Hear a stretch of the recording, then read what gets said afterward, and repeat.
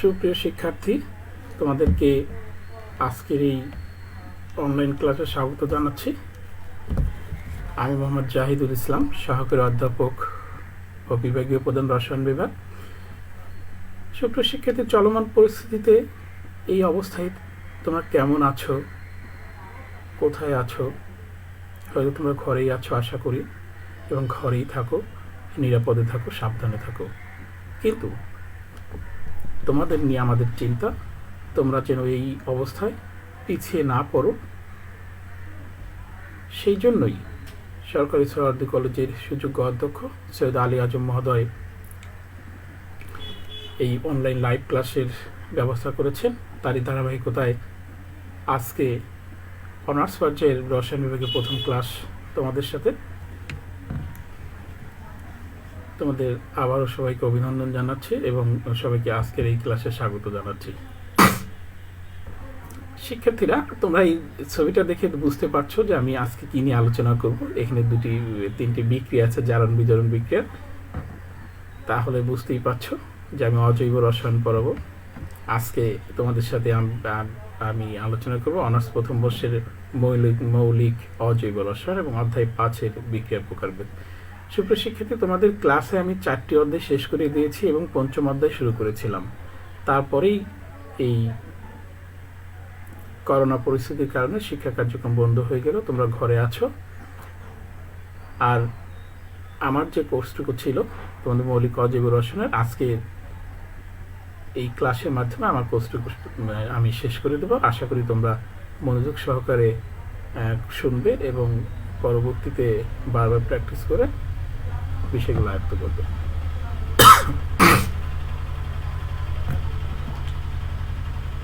তারপর যেহেতু ওই অধ্যায়ের বিক্রিয়ার প্রকারভেদ, এখানে জারণ বিজারণ, প্রথমে যদি আমরা বলি জারক কি, আমরা বলতে পারি যারা ইলেকট্রন যোগ করে। যোগ করে বলতে আমরা কি বোঝাবো? যারা ইলেকট্রন গ্রহণ করে তারা হচ্ছে জারক। তাহলে বিজারক কি? যারা ইলেকট্রন বিয়োগ করে, মানে ইলেকট্রন দান করে। আমরা এক কথায় আসি, যারা ইলেকট্রন যোগ করে তারা জারক, যারা ইলেকট্রন বিয়োগ করে তারা বিজারক। অর্থাৎ জারক ইলেকট্রন গ্রহণ করে এবং বিজারক ইলেকট্রন দান করে। আরও বিস্তারিত আসবে, আমরা জারণ বিজারণের সঙ্গে আসবো।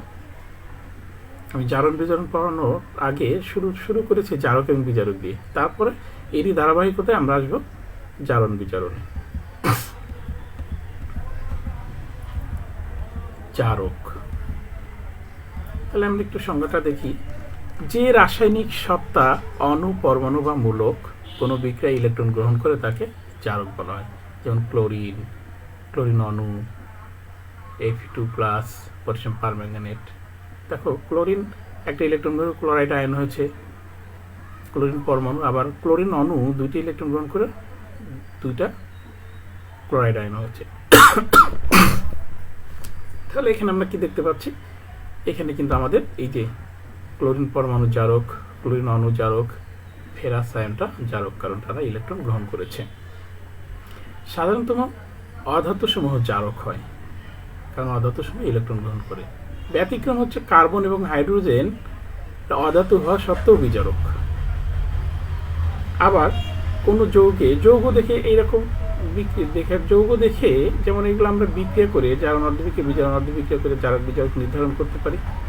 কিন্তু এই যৌগ দেখে, যেমন এই যে যৌগে অধাতুর পরিমাণ বেশি, যেখানে ধাতু হচ্ছে কয়টা? পটাশিয়াম একটা, ম্যাঙ্গানিজ একটা, 2টা, অধাতু অক্সিজেন আছে 4টা। তাহলে কোনো যৌগে অধাতুর পরিমাণ বেশি থাকলে সেই যৌগটা জারক। এটা দেখে বুঝতে পারা যাবে। যেমন এখানে ধাতু আছে 4টা আর অধাতু পরমাণু আছে 7টা, তাহলে এটা জারক, এটাও জারক, এটাও জারক। এখন এই জারক থেকে জারক যে বিক্রিয়াটা করে, অর্থাৎ জারক কর্তৃক সংগঠিত বিক্রিয়াটাকে আমরা কি বলবো? বিজারণ বিক্রিয়া।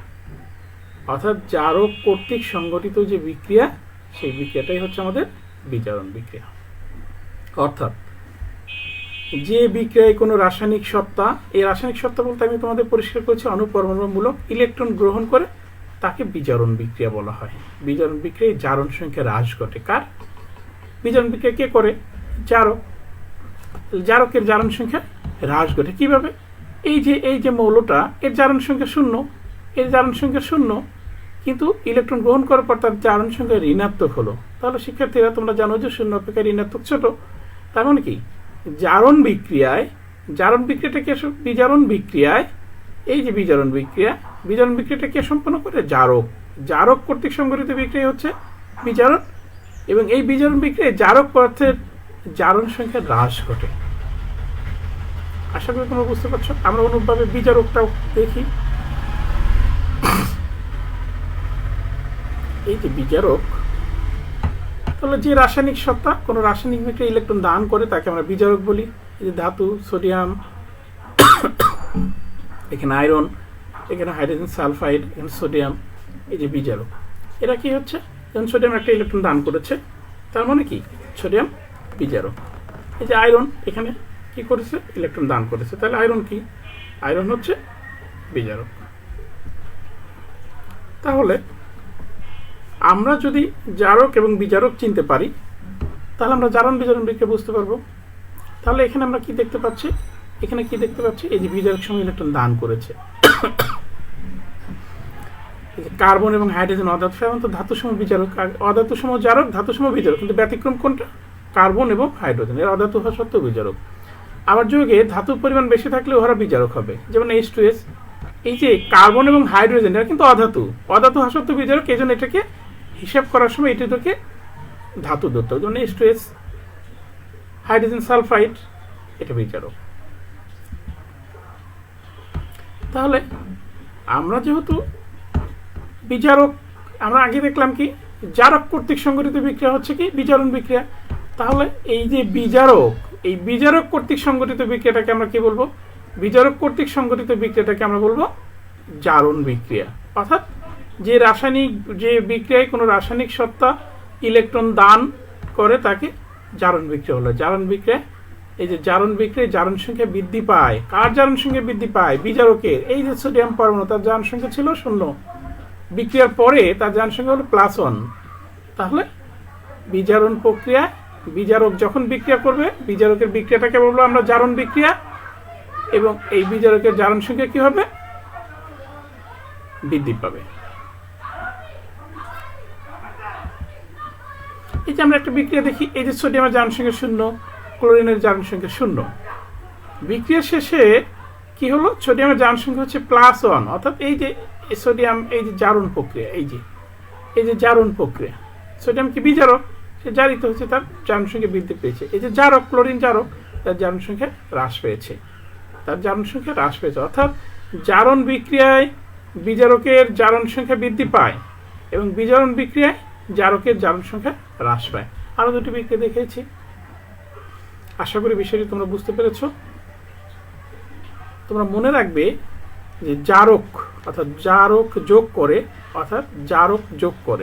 বিজারক বিয়োগ করে, তার মানে জারক ইলেকট্রন গ্রহণ করে, বিজারক ইলেকট্রন দান করে। তাহলে বিজারকের বিক্রিয়াকে বলবো জারণ বিক্রিয়া, আর জারকের বিক্রিয়াকে বলবো বিজারণ বিক্রিয়া। আশা করি এরপরে আর তোমাদের ভুল হবে না। কিন্তু এই জারণ বিজারণ বিক্রিয়া কিভাবে ঘটে? দেখো, ইলেকট্রন কিন্তু মুক্ত অবস্থায় থাকতে পারে না। যখনই কোনো রাসায়নিক শক্তি ইলেকট্রন দান করে, সাথে সাথে সেই রাসায়নিক সত্তা সেই ইলেকট্রনটা গ্রহণ করে। অর্থাৎ যখনই জারণ ঘটে তখনই বিজারণ ঘটে। অর্থাৎ জারণ এবং বিজারণ বিক্রিয়া যুগপৎ সংঘটিত হয়। এই বিক্রিয়াকে আমরা কি বলবো, রিডক্স বিক্রিয়া বলবো। এখানে রয়েছে জিঙ্ক বিজারক, কপার সালফেট জারক। এই যে জিঙ্ক সালফেট এবং কপার উৎপন্ন হয়েছে, তাহলে যখনই জারণ ঘটছে তখনই বিজারণ বিক্রিয়া ঘটছে। অর্থাৎ জারণ এবং বিজারণ বিক্রিয়া যুগপথে সংঘটিত। এই জারণ এবং বিজারণ বিক্রিয়াকে আমরা রিডক্স বিক্রিয়া বলি। এই যে আমরা জারণ বিজারণ, রিডক্স, অর্থাৎ রিডক্স শব্দটি কোথা থেকে আসলো, রিডাকশনের রেট এবং জারণ অক্সিডেশনের অক্স নিয়ে গঠিত। তো রিডক্স অর্থ জারণ বিজারণ। বুঝতে পারছো তোমরা? তাহলে জারণ বিজারণ বিক্রিয়া ইলেকট্রন স্থানান্তরের মাধ্যমে সংঘটিত। আগেই বললাম, একটি বিক্রিয়ক থেকে জারণ বিজারণ বিক্রিয়া সম্পন্ন হলে বিক্রিয়কের একাধিক মৌলের মধ্যে ইলেকট্রন আদান প্রদান হয়।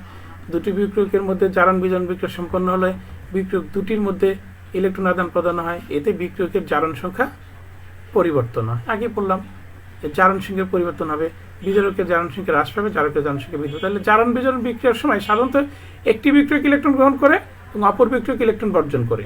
যে বিক্রিয়ক ইলেকট্রন গ্রহণ করে তাকে জারক এবং যে বিক্রিয়ক ইলেকট্রন বর্জন করে তাকে বিজারক। ধাতব জিঙ্ক কপার সালফেটের সাথে বিক্রিয়া করে জিঙ্ক সালফেট এবং কপার ধাতু উৎপন্ন হয়। আমরা দেখি যে জিঙ্ক কি করেছে, এখানে জিঙ্ক ইলেকট্রন দান করেছে 2টি ইলেকট্রন এবং কপার সেই 2টি ইলেকট্রন গ্রহণ করেছে। এই হচ্ছে এখানে আমাদের আয়নিক বিক্রিয়া আমরা দেখতে পাচ্ছি।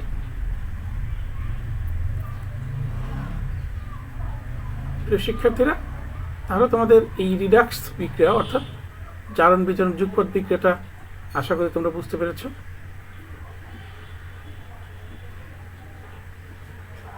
তাহলে জারণের সংখ্যা এর আগেই আমি দিয়েছিলাম যে জারণ বিজারণ বিক্রিয়ার সময় বিক্রিয়ক থেকে ইলেকট্রন বর্জন বা অপসারণ বিক্রিয়াকে জারণ, এবং এই যে উৎপাদক এই খেয়াল করেছে জিঙ্কের জারণ সংখ্যা 0 ছিল, জিঙ্ক সালফেটে যখন তখন জারণ সংখ্যা ছিল +2, অর্থাৎ বিক্রিয়ায় জিঙ্ক 2টি ইলেকট্রন অপসারণ করে জারিত হয় এবং জিঙ্ক সালফেটে পরিণত হয়।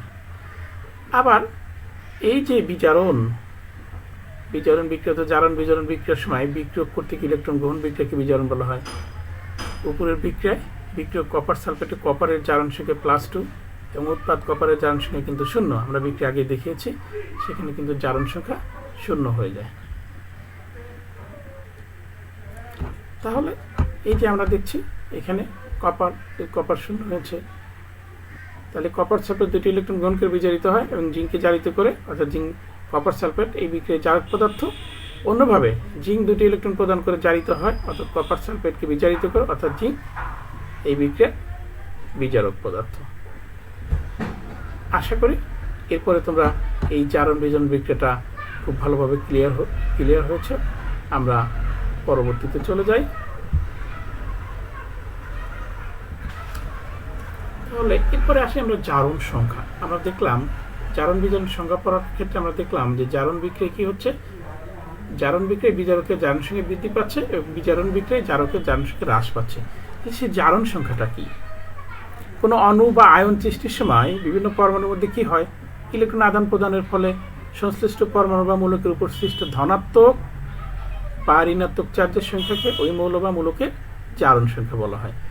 এই যে জারণ সংখ্যা অর্থাৎ যৌগ গঠনের সময় কি করে, মৌলের সময় কখনো ইলেকট্রন দান করে, কখনো ইলেকট্রন গ্রহণ করে, আবার শেয়ার করে, সেই অবস্থায় তার উপর যে চার্জ সৃষ্টি হয় সেই চার্জটাকে বলা হয় তার জারণ সংখ্যা। তাহলে জারণ সংখ্যা ধনাত্মক হতে পারে, ঋণাত্মক হতে পারে, আবার 0 হতে পারে। অর্থাৎ জারণ মান একটি সংখ্যা। তাহলে আমরা জারণ সংখ্যা বা জারণ মানকে একটি সংখ্যা বলি যার সাহায্যে কোনো অণু বা আয়নে কোনো মৌলের তড়িৎ চার্জের প্রকৃতি এবং সংখ্যা মান জানা যায়।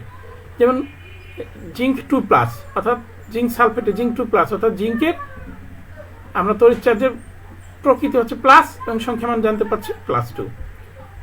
তাহলে বিষয়টা ক্লিয়ার এখন।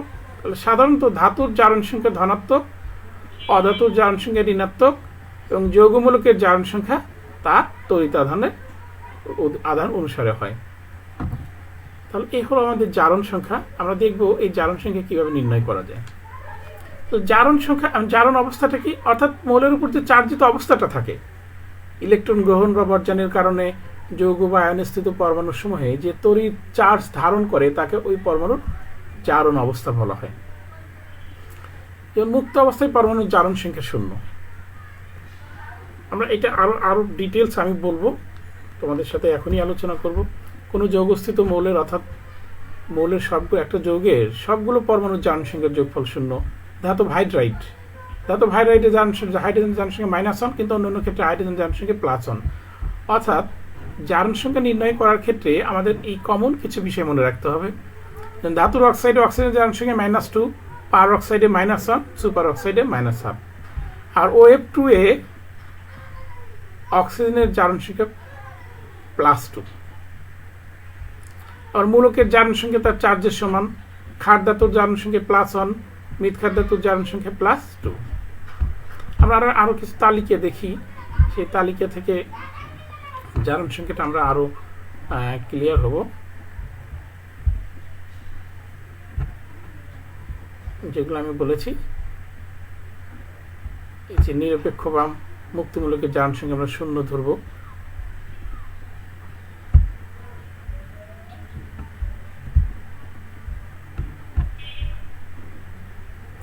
তাহলে বিভিন্ন যৌগে একই মূলের জারণ সংখ্যা বিভিন্ন হতে পারে। যেমন H ছিল হাইড্রোজেন জারণ সংখ্যা +1, আবার H2 অণুতে হাইড্রোজেন জারণ সংখ্যা 0। তাহলে ফেরাস সালফেট অণুতে ফেরাসের জারণ সংখ্যা +2 এবং মুক্ত আয়রনের ফেরাসের জারণ সংখ্যা 0। একইভাবে H ছিল অণুতে ক্লোরিন জারণ সংখ্যা 1 এবং ক্লোরিন অণুতে ক্লোরিন জারণ সংখ্যা 0। আচ্ছা, তাহলে জারণ সংখ্যা নির্ণয়ের ক্ষেত্রে আমি এর আগেই তোমাদের বললাম যে কিছু নিয়ম কারণ আমাদের কিছু জারণ মনে রাখতে হবে। যেমন এই যে ধাতুর সময়ের জারণ সংখ্যা ধনাত্মক এবং অধাতুর সময়ের জারণ সংখ্যা ঋণাত্মক, যেমন সোডিয়াম এবং ক্লোরিন। তাহলে সোডিয়ামের জারণ সংখ্যা +1, ক্লোরিনের জারণ সংখ্যা -1। নিরপেক্ষ পরমাণু মুক্তমূলকের জারণ সংখ্যা 0 হয়, সেটা দেখি আমরা। এই যে আয়রন, ধাতু এবং হাইড্রোজেন, তাহলে এটা কি হচ্ছে, এটা কি হচ্ছে আমাদের দেখছি আয়রনের 0, হাইড্রোজেনেরও 0। আবার নিরপেক্ষ যৌগ পরমাণু সমূহের মোট জারণ সংখ্যা 0। নিরপেক্ষ যৌগে যেমন পানির সবগুলো পরমাণু জারণ সংখ্যার যোগফল কিন্তু 0। তাহলে কোনো যৌগে সবগুলো পরমাণু জারণ সংখ্যার যোগফল 0। আবার চার্জ আয়নের যৌগমূলকের ক্ষেত্রে কি হয়, যৌগমূলকের জারণ সংখ্যা তার চার্জের সমান। যেমন সালফেট আয়নের জারণ সংখ্যা -2, অ্যামোনিয়াম আয়নের জারণ সংখ্যা +1। তার মানে কি, যে চার্জ বিশিষ্ট আয়নের বা কোনো যৌগমূলকের মোট জারণ সংখ্যা তার কি হবে, তার চার্জ সংখ্যার সমান। আবার ক্ষার ধাতুর জারণ সংখ্যা +1, এই যে পটাশিয়াম ক্ষার ধাতু, সোডিয়াম ক্ষার ধাতু, তার জারণ সংখ্যা হচ্ছে +1। আগে আমি তালিকার সংক্ষিপ্ত করে দেখি। মৃৎ ক্ষার ধাতুর জারণ সংখ্যা +2। এই যে calcium oxide, magnesium sulphate, calcium, magnesium, এগুলো মৃৎ ক্ষার ধাতু, জারণ সংখ্যা তাহলে কি, মৃৎ ক্ষার ধাতুর সময় জারণ সংখ্যা +2। আবার ধাতু ভ্যালাইডের জারণ সংখ্য়া কি, হ্যালোজেনের জারণ সংখ্যা -1। ধাতু ভ্যালাইডে হ্যালোজেনের জারণ সংখ্যা পরিবর্তনশীল, অনেক রকম জারণ সংখ্যা হতে পারে। ম্যাগনেসিয়াম ক্লোরাইডের -1, লিথিয়াম ক্লোরাইডের -1। আবার অধিকাংশ জায়গায় হাইড্রোজেনের জারণ সংখ্যা কিন্তু +1।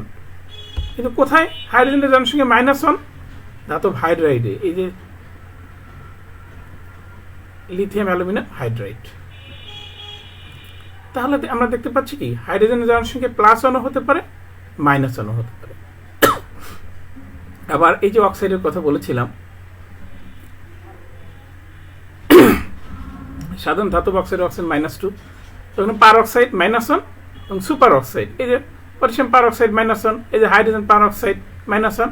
কিন্তু সোডিয়াম সুপার অক্সাইড এবং পটাশিয়াম সুপার অক্সাইড, সেখানে কি হচ্ছে, -1/2। তাহলে আমরা দেখলাম যে বিভিন্ন যৌগে একই মৌলের ভিন্ন ভিন্ন জারণ সংখ্যা হতে পারে। আশা করি বিষয়টা ক্লিয়ার তোমাদের।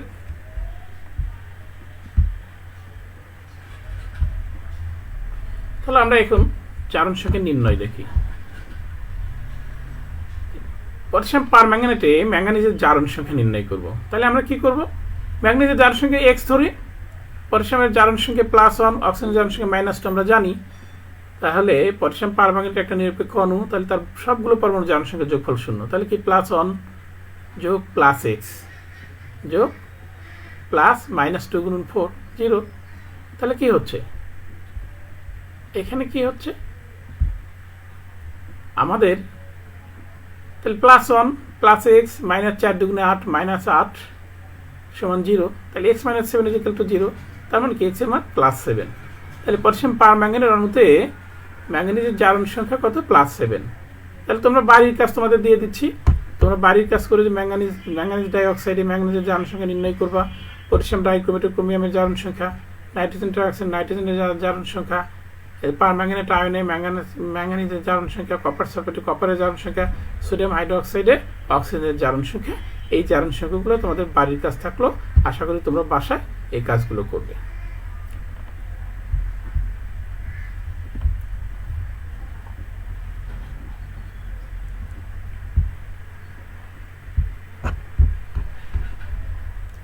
তাহলে আশা করছি তোমরা জারণ সংখ্যাগুলো বের করতে পারবা। জারণ সংখ্যা যদি বের করতে পারো তাহলে তোমাদের আরও সুবিধা হবে, কারণ আমরা সামনে এই আয়ন ইলেকট্রন পদ্ধতিতে আমরা জারণ বিজারণ বিক্রিয়ার সমতাকরণ করব। তাহলে এখানে আমরা এই যে জারণ অর্ধবিক্রিয়া এবং বিজারণ অর্ধবিক্রিয়া, অর্থাৎ আমরা আগেই বলেছি জারণ বিজারণ বিক্রিয়া যুগপথে ঘটে, অর্থাৎ একটি জারণ বিজারণ বিক্রিয়ার মধ্যে কিন্তু তার এক অংশে জারণ ঘটে এবং আরেকটি অংশে বিজারণ ঘটে। তাহলে এই যে যুগপথ জারণ বিজারণ বিক্রিয়ার যে অর্ধাংশে বা অর্ধাংশে কোনো রাসায়নিক সত্তা ইলেকট্রন দান করে তাকে আমরা কি বলবো, জারণ বিক্রিয়া। এবং যে অর্ধাংশে ইলেকট্রন রাসায়নিক সত্তা ইলেকট্রন গ্রহণ করে তাকে আমরা কি বলবো? বিজারণ বিক্রিয়া। কারণ ইলেকট্রন মুক্ত অবস্থায় থাকতে পারে না, তাহলে কোনো রাসায়নিক সত্তা যখন ইলেকট্রন দান করে ঠিক তখনই অন্য একটি রাসায়নিক সত্তা সেই ইলেকট্রন গ্রহণ করে। অর্থাৎ যুগপৎ জারণ বিজারণ বিক্রিয়ার একটি অংশে জারণ ঘটে এবং অপর অংশে বিজারণ ঘটে। এই যে আলাদা আলাদা অংশ সেই বিক্রিয়াকে দুই ভাগে ভাগ করে, যে অংশে জারণ ঘটছে সেটাকে জারণার্ধ বিক্রিয়া, যে অংশে বিজারণ ঘটছে সেটা হচ্ছে বিজারণার্ধ বিক্রিয়া। আমরা নিচে এই বিক্রিয়াটার দিকে একটু লক্ষ্য করি। এই যে কপার 2+ আয়ন এবং জিঙ্ক, এর বিক্রিয়া কি হচ্ছে? কপার 2টা ইলেকট্রন গ্রহণ করে কপার ধাতুতে পরিণত হয়েছে এবং জিঙ্ক ধাতু 2টি ইলেকট্রন দান করে জিঙ্ক আয়নে পরিণত হয়েছে। তাহলে এইখানে জিঙ্ক 2টি ইলেকট্রন দান করলো, অর্থাৎ জিঙ্কের এই যে জিঙ্ক 2টি ইলেকট্রন দান করলো, এইটা উপরেরটা হলো বিজারণার্ধ বিক্রিয়া।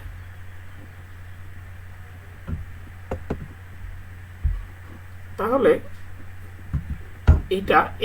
এইটা হবে বিজারণ বিক্রিয়া, উপরেরটা হচ্ছে বিজারণ বিক্রিয়া, নিচেরটা হচ্ছে জারণ বিক্রিয়া। এখানে টাইপিং মিস্টেক হয়ে গিয়েছে, উপরেরটা বিজারণ বিক্রিয়া। কারণ হচ্ছে কি, এই কপার ইলেকট্রন গ্রহণ করছে বিজারণ বিক্রিয়া, নিচেরটা হচ্ছে জারণ বিক্রিয়া, কপার জিঙ্ক ইলেকট্রন দান করেছে। অর্থাৎ ইলেকট্রন যখনই কেউ দান করে তখন সেই ইলেকট্রন অন্য কাউকে গ্রহণ করতে হয়, না হলে ইলেকট্রন মুক্ত অবস্থায় থাকতে পারে। অর্থাৎ ইলেকট্রন যখন কেউ দান করবে, কোনো রাসায়নিক সত্তা দান করবে, ঠিক একই সময় অন্য কোনো রাসায়নিক সত্তা সেই ইলেকট্রন গ্রহণ করবে।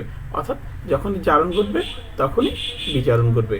অর্থাৎ আমরা বলতে পারি যে জারণ এবং বিজারণ বিক্রিয়া যুগপৎ সংঘটিত হয়। সুপ্রিয় শিক্ষার্থী, আমরা জারক বিজারক, জারক কি বিজারক কি, জারণ বিক্রিয়া বিজারণ বিক্রিয়া, জারণ বিজারণ বিক্রিয়া যুগপৎ সংঘটিত হয়। জারণ সংখ্যা আমরা কিভাবে নির্ণয় করতে পারি সেই বিষয়টি নিয়ে আলোচনা করলাম। আরেকটি গুরুত্বপূর্ণ বিষয় হচ্ছে আয়ন ইলেকট্রন পদ্ধতিতে জারণ বিজারণ বিক্রিয়ার সমতাকরণ। এইখানে কিন্তু সুপ্রিয় শিক্ষার্থী, এইখানে তোমাদের এই যে জারণ বিজারণ বিক্রিয়া আমরা সমতাকরণ করবো, এখানে তোমাদের যেমন 1 নম্বর বিক্রিয়া আছে পটাশিয়াম পারম্যাঙ্গানেট, আমাদের সালফিউরিক অ্যাসিড ফেরাস সালফেট, অর্থাৎ অম্লীয় পটাশিয়াম পারম্যাঙ্গানেটের সাথে ফেরাস সালফেটের বিক্রিয়া। কখনো ডান পাশের অংশটা দেওয়া থাকতে পারে, কখনো নাও দেওয়া থাকতে পারে। সেই ক্ষেত্রে তোমাদের জানতে হবে যে কোন যৌগ থেকে কি উৎপন্ন হয়, কোন এখানে সবার আগে চিনতে হবে কোনটি জারক কোনটি বিজারক। দেখো এই যে এখানে যে অম্লীয় মাধ্যম, এটা হচ্ছে মাধ্যম, তাহলে এখানে ফেরাস সালফেট, এখানে আমাদের এই যে জারক। এখন এখানে জারক বিজারক দর্শকায়ন নির্ধারণ করতে হবে। তাহলে এখানে সবার আগে আমরা চিন্তা করি দর্শকায়ন কোনটা, অর্থাৎ যে বিক্রিয়ায় যে কোনো পরমাণু বা মূলকের কি হয়, তার জারণ সংখ্যার কোনো পরিবর্তনই হয় না, তাকে আমরা কি বলবো? দর্শকায়ন। যেমন এখানে পটাশিয়ামের জারণ সংখ্যার কোনো পরিবর্তন হয় না, পটাশিয়ামের, এই জন্য পটাশিয়াম দর্শকায়ন। আবার সালফেট এখানে যেভাবে আছে এই পাশে ঠিক সেইভাবে আছে, অর্থাৎ সালফেট আয়নেরও জারণ সংখ্যার কোনো পরিবর্তন হয় না। তাহলে আমরা দেখতে পাচ্ছি কি, তাহলে এখানে সালফেট দর্শকায়ন এবং পটাশিয়াম দর্শকায়ন। তাহলে পটাশিয়াম দর্শকায়ন, এই যে পটাশিয়াম পারম্যাঙ্গানেট জারক, তাহলে আমাদের জারক চিনতে হবে, বিজারক চিনতে হবে, দর্শকায়ন নির্ধারণ করতে হবে। তাহলে জারকের জারণ সংখ্যা হ্রাস পায় আমরা জানি, বিজারকের জারণ সংখ্যা বৃদ্ধি পায় এবং দর্শকায়নের জারণ সংখ্যা অপরিবর্তিত থাকে। তাহলে আমরা একটা বিক্রিয়া নিয়ে দেখি, 1 নম্বর বিক্রিয়াটা নিয়ে দেখি আমরা কিভাবে সমতাকরণ আমরা করতে পারি। এই যে আমরা এখানে দেখলাম যে সালফেট হচ্ছে দর্শকায়ন, পটাশিয়াম আয়ন হচ্ছে দর্শকায়ন। তাহলে এখান থেকে দর্শকায়নটা বাদ দিলে কি থাকে? Permanganate ion. এই যে পারম্যাঙ্গানেট আয়ন বিজারিত হয়ে কি হয়? পারম্যাঙ্গানেট আয়ন ম্যাঙ্গানেস আয়ন উৎপন্ন করে। আর এখানে যেহেতু 4টা অক্সিজেন আছে, তাহলে আমরা 4 অণু পানি। আমরা সমতাকরণ কিভাবে করবো? প্রথমে এইখান থেকে ধনাত্মক আয়ন কোনটা বের হয়? এই ম্যাঙ্গানিজ ধাতুটা Mn2+, অর্থাৎ দ্বিধনাত্মক ধাতব আয়ন হিসেবে বের হয়ে যায়। তাহলে এখানে কি থাকে? 4টা অক্সিজেন। এই 4টা অক্সিজেনকে 4টা পানি দিতে হবে। 4টা পানি দিতে গিয়ে আমাদের কি হলো? এখানে 8টা হাইড্রোজেন হয়ে গেল। তাহলে এই পাশে আমাদের 8টা হাইড্রোজেন।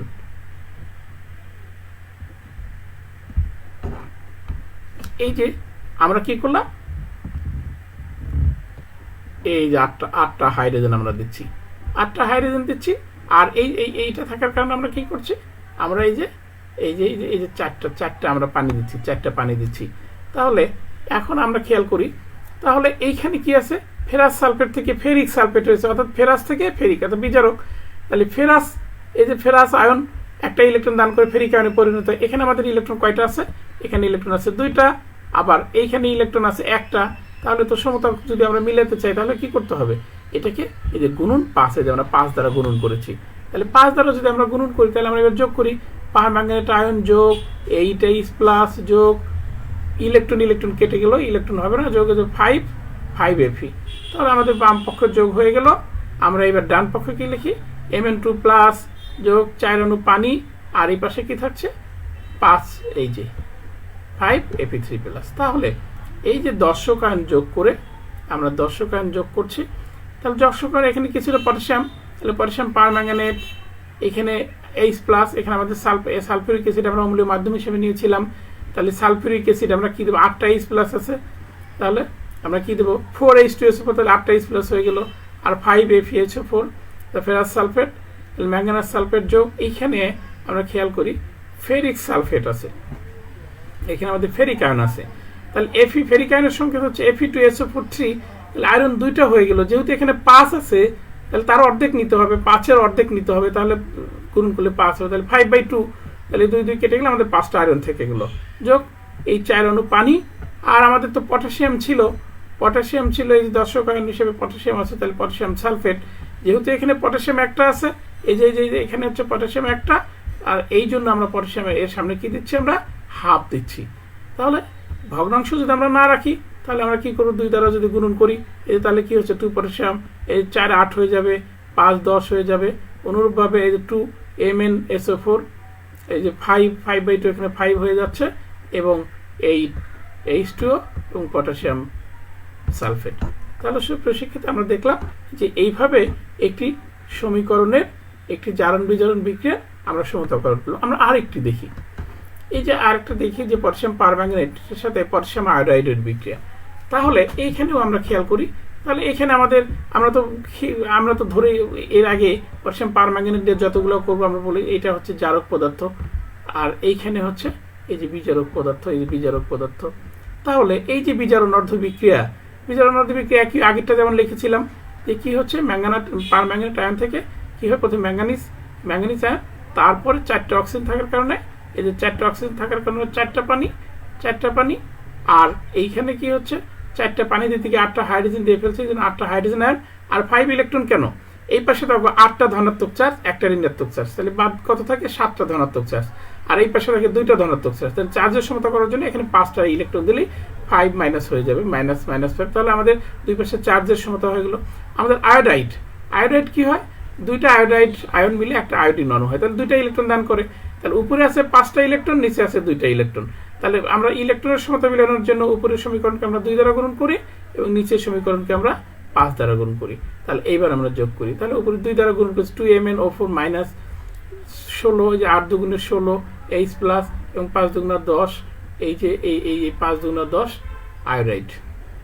ডান পাশে কি হবে, তাহলে আমাদের এই গেল হচ্ছে আমাদের বাম পাশ ক্লিয়ার। তাহলে ডান পাশে কি হবে, এই যে ম্যাঙ্গানিজ আয়ন, এই যে ম্যাঙ্গানিজ আয়ন 2 দ্বারা গুণ করা আছে 2, ওই 4 অণু পানি 2 দ্বারা গুণ করা আছে 8 অণু পানি হয়ে যাবে, আর এই যে এখানে আয়োডিন হচ্ছে 5 অণু, তাহলে 5 অণু আয়োডিন। তাহলে দর্শক আয়ন যোগ করি, দর্শক আয়ন এখানে কি ছিল পটাশিয়াম পারম্যাঙ্গানেট, এই যে আমরা পটাশিয়াম যোগ করলাম, এখানে 16টা H+ আছে, তাহলে আমরা এখানে 8 অণু H2SO4 করি, কারণ 8 2 16 হয়ে গেল, আর পটাশিয়াম 10 অণু পটাশিয়াম আয়োডাইড, সেই সাথে ডান পাশে কি আছে পটাশিয়াম, এটা তো সালফেট আয়ন হিসেবে আসবে, ম্যাঙ্গানাস সালফেট, এবং 8 অণু পানি এবং 5 অণু আয়োডিন, এবং এই যে আমাদের পটাশিয়াম সালফেট কেন 6 অণু দিয়েছি, কারণ এখানে পটাশিয়াম আছে 10টা, এখানে আছে 2টা, তাহলে 10টা আর 2টা কত হলো 12টা, তাহলে 6K2 12টা পটাশিয়াম হলো, আর সালফেটে কিন্তু হলো 6টা, তাহলে সালফেট এখানে 6টা, এই জায়গাতে 6টা, এখানে 6টা, আর সালফেট এখানে আছে 2টা, তাহলে সব মিলা এই যে 8টা সালফেট আয়ন হয়ে গেল। আশা করি তোমরা বিষয়টা বুঝতে পেরেছো। তাহলে এখানে আমি তোমাদেরকে কয়টা বিক্রিয়া দিয়েছি, 5টা বিক্রিয়া এখানে দিয়েছি, এবং সবগুলো অম্লীয় মাধ্যম। এখানে খেয়াল করো, আমি যে 1 নম্বর তোমাদের করে দিলাম, 2 নম্বর করে দিলাম, আর এই যে 3টা, এই তিনটা তোমরা বাসায় গিয়ে করবে। এখানে কিন্তু আমাদের এই যে পটাশিয়াম পারম্যাঙ্গানেট, সব ক্ষেত্রে আমরা পটাশিয়াম পারম্যাঙ্গানেট ব্যবহার করেছি। এখানে এই তিনটার জারণ বিজারণ বিক্রিয়া কিন্তু একই রকম কিন্তু এরা কি করবে, এরা জারক ইলেকট্রন গ্রহণ করে, বিজারণ বিক্রিয়া একই রকম হবে। তাহলে এখানে এইটা করে দিয়েছি, এই যে এটা কি জারক, এটাও জারক, এটাও জারক। তোমরা বাকি তিনটা বাছাই করবা। এখন দেখি এই বিক্রিয়াগুলোই আমরা এই জারক চেঞ্জ করব, অর্থাৎ পটাশিয়াম পারম্যাঙ্গানেটের পরিবর্তে আমরা কি দিয়ে করব, পটাশিয়াম পারম্যাঙ্গানেট পরিবর্তে পটাশিয়াম ডাইক্রোমেট দিয়ে বিক্রিয়াটা করে দেখি কি হয়। তাহলে আমরা দেখতে পাচ্ছি যে পটাশিয়াম ডাইক্রোমেট, এই যে পটাশিয়াম আয়ন ইলেকট্রন পদ্ধতিতে আমরা যদি আবার সমতা করি তাহলে কি হবে, এই যে এইখানে আমরা ওইগুলাই দিয়েছি, আমরা পটাশিয়াম ডাইক্রোমেট দিয়েছি, পটাশিয়াম ডাইক্রোমেট দিয়েছি, পটাশিয়াম ডাইক্রোমেট দিয়েছি, পটাশিয়াম ডাইক্রোমেট, পটাশিয়াম ডাইক্রোমেট আমাদের নতুন হচ্ছে এই দুটা। কোনোভাবে ferrous sulphate, potassium iodide, hydrogen peroxide, oxalic acid, এই পাঁচটা আগে আমরা দেখেছি। একই নিয়ম এখানে জারক, বিজারক এবং দর্শকণ নির্ধারণ করতে হবে। একই নিয়ম, জারকের জারণ সংখ্যা হ্রাস পাবে, বিজারকের জারণ সংখ্যা বৃদ্ধি পায় এবং দর্শকায়নের জারণ সংখ্যা অপরিবর্তিত থাকে। দেখি আমরা কি অবস্থা হয়। আমরা 1 নম্বরটা সমাধান করি। এই যে তাহলে এইটা হচ্ছে আমাদের জারক পদার্থ, এটা হচ্ছে বিজারক পদার্থ, আমরা আগেও দেখেছি। বিজারক তাহলে এই যে বিজারণ অর্ধ বিক্রিয়া, এই যে এখান থেকে পটাশিয়াম আয়ন যেহেতু দর্শকণ বাদ গেলে কি থাকে, ডাইক্রোমেট 2- আয়ন, ডাইক্রোমেট আয়ন, তার দুইটা ঋণাত্মক চার্জ আছে। তাহলে ক্রোমিয়াম হচ্ছে ক্রোমিয়াম 3+ হবে, এই যে ক্রোমিয়াম থেকে ক্রোমিয়াম 3+ হবে। তাহলে যেহেতু এখানে 7টা অক্সিজেন আছে, এখানে হবে আমাদের 7 অণু পানি। এখন এই যে 7 অণু পানি দিতে গিয়ে আমরা কি করলাম, 14টা হাইড্রোজেন নিলাম, এই জন্য এখানে কি 14টা H+ আয়ন। আর এখন চার্জের সমতা, ডান পাশে কত আছে আমাদের, 3 দুগুণে 6, 6টা ধনাত্মক চার্জ, আর বাম পাশে কি আছে, 14টা ধনাত্মক চার্জ, 2টা ঋণাত্মক চার্জ, তাহলে 12টা ধনাত্মক চার্জ। তাহলে এই পাশে আছে 12টা ধনাত্মক চার্জ, এই পাশে আছে 6টা ধনাত্মক চার্জ, তাহলে 12 আর 6 পার্থক্য 6, এই জন্য এই যে 6টা ইলেকট্রন আমরা দিয়েছি। তাহলে এই ফেরাস আয়ন একটা ইলেকট্রন ত্যাগ করে ফেরিক আয়নে পরিণত হয়েছে, ফেরিক আয়ন হয়েছে, একটা ইলেকট্রন ত্যাগ করছে একটা, তাহলে উপরে আছে 6টা ইলেকট্রন, নিচে একটা, তাহলে সমতা করার জন্য 6 দ্বারা গুণন, এই জন্য আমরা 6 দ্বারা গুণন করেছি। তাহলে আমরা এটা যোগ করি, তাহলে এই যে ডাইক্রোমেট আয়ন যোগ 14H+ যোগ 6, এই যোগ 6 ফেরাস আয়ন, কারণ এই ইলেকট্রন কেটে যাবে, ইলেকট্রনগুলো কেটে যাবে। তাহলে ডান পাশে কি থাকে আমাদের, ডান পাশে যা ছিল, এই যে ক্রোমিয়াম ছিল 2+, 3+ ছিল, 7 অণু পানি ছিল, আর এই যে ফেরিক আয়ন হচ্ছে 6, যেহেতু 6, এই যে তাহলে এইবার আমরা দর্শক আয়ন যোগ করি। তো ওই যে পটাশিয়াম ডাইক্রোমেট, পটাশিয়াম ছিল পটাশিয়াম ডাইক্রোমেট, তাহলে 14H+ ছিল, তাহলে কি হবে, তার অর্ধেক 7 অণু সালফিউরিক অ্যাসিড, এটা যা আছে তাই থাকবে, ফেরাস সালফেট 6 অণু, ক্রোমিয়াম সালফেট, আর এই যে এখানে যেহেতু Cr2SO4 ক্রোমিয়াম সালফেট, এই জন্য সামনের 2টা হচ্ছে না। এখানে আয়রন কয়টা ছিল, 6টা ছিল, এখানে এই যে 6টা ছিল, তাহলে 3 দুগুণা 6, তাহলে ফেরিক সালফেট হয়ে গেল, ওই যে 4 অণু পানি, আর কি হচ্ছে পটাশিয়াম সালফেট, তাহলে সমতা মিলে গেল। তাহলে এটা হচ্ছে আমাদের, যেন আগেরটা আমরা কি করছিলাম, অম্লীয় পটাশিয়াম পারম্যাঙ্গানেট দ্বারা ফেরাস আয়নের পরিমাণ নির্ণয়, আর এটা হচ্ছে অম্লীয় পটাশিয়াম ডাইক্রোমেট দ্বারা ফেরাস আয়নের পরিমাণ নির্ণয়, দুটো একই।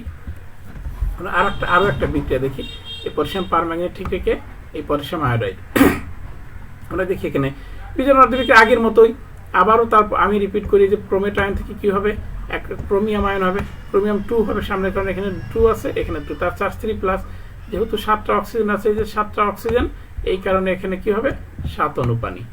তাহলে 7 অণু পানি দিতে গিয়ে কিন্তু আমি 14টা হাইড্রোজেন দিয়ে ফেলছি, তাহলে এই 14টা হাইড্রোজেন দেওয়ার কারণে কিন্তু আমার কি হবে, এই যে 14টা H+ হবে। তাহলে আমরা আবার চার্জ মিলাই, এই পাশে কি হচ্ছে আমাদের, এই পাশে হচ্ছে আমাদের 6টা ধনাত্মক চার্জ, আর এই পাশে হচ্ছে 14 আর 2টা ঋণাত্মক চার্জ, তাহলে 12টা ধনাত্মক চার্জ, এই পাশে 12টা ধনাত্মক চার্জ, এই পাশে হচ্ছে 6টা ধনাত্মক চার্জ, তাহলে বিয়োগ পার্থক্য কত, 6, এই জন্য আমরা 6টা ইলেকট্রন দিয়েছি।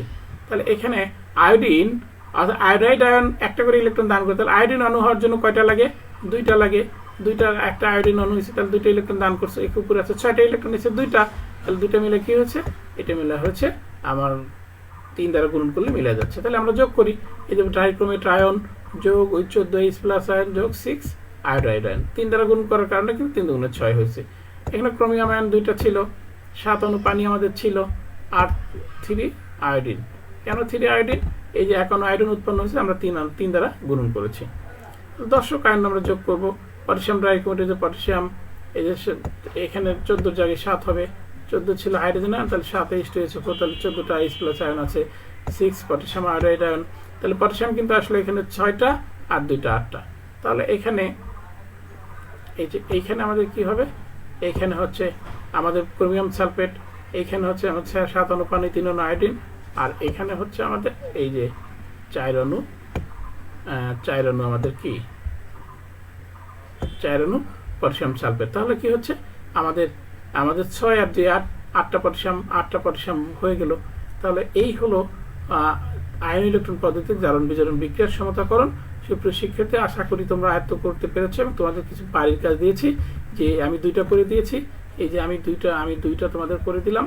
আর এই যে এখান থেকে যে তোমাদের যেগুলো আছে এইগুলো তোমরা বাসা থেকে করলে তাহলে প্র্যাকটিস করলে, আর যে কোনো ধরনের সমস্যা হলে তোমরা আমার সাথে যোগাযোগ করবা। আমি তোমাদের যে কোনো সমস্যা হলে সেটা সলভ করে দেবো। ধন্যবাদ সবাইকে।